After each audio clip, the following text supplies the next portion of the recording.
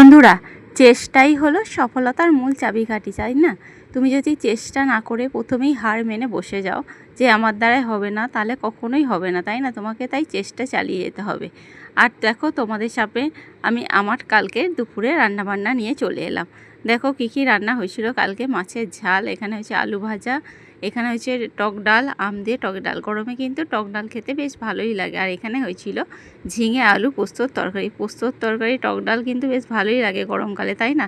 আর এখানে দেখো রান্নাবান্না হয়ে গিয়েছে সব কিছু, এবার খাবার দাবার বেড়ে নেব।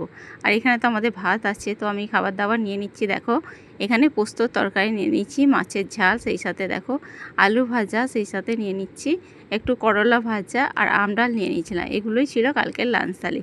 কেমন লাগলো লাঞ্চ থালি আমার অবশ্যই কমেন্ট করে জানিয়ে, যদি ভালো লেগে থাকে তবে অবশ্যই কমেন্ট করে জানিয়ে বন্ধুরা।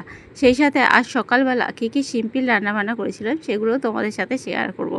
তো দেখো রান্নাবান্না কাল দুপুরে লাঞ্চ থালি তোমাদের সাথে শেয়ার করা হয়ে গেছে। কেমন লাগলো জানিও। সিম্পল লাঞ্চ থালি, গরমে এগুলোই বেশ ভালো লাগে।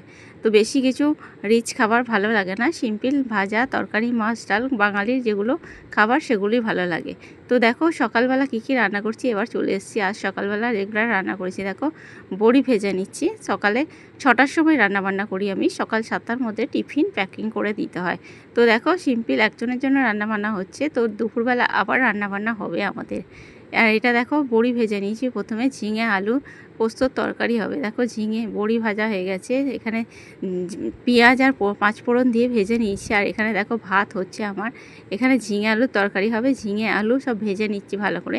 এরপর মশলা দিয়ে দিচ্ছি, আদা রসুন লঙ্কা হলুদ জিরে সব কিছু মশলাপাতি দিয়ে ভালোভাবে ঝাড়া তো ঝাল করে নিচ্ছি। ঝাল করে দেখো জল ঢেলে দেবো।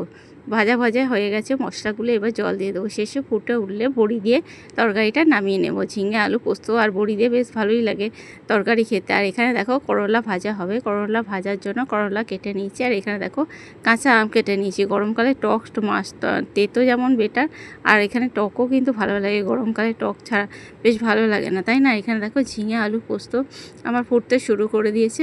আর এখানে একটু বড়িও দিয়ে দিয়েছি। বড়িগুলো যেগুলো ভেজে রেখেছিলাম দিয়ে দিয়েছি। দেখো ঝিঙে আলু বড়ি পোস্ত সব কিছু তরকারি আমার কমপ্লিট হয়ে গেছে। আর এখানে আমি করলা ভাজা করে নিচ্ছিলাম শুকনো লঙ্কা দিয়ে আর একটি পেঁয়াজ দিয়ে।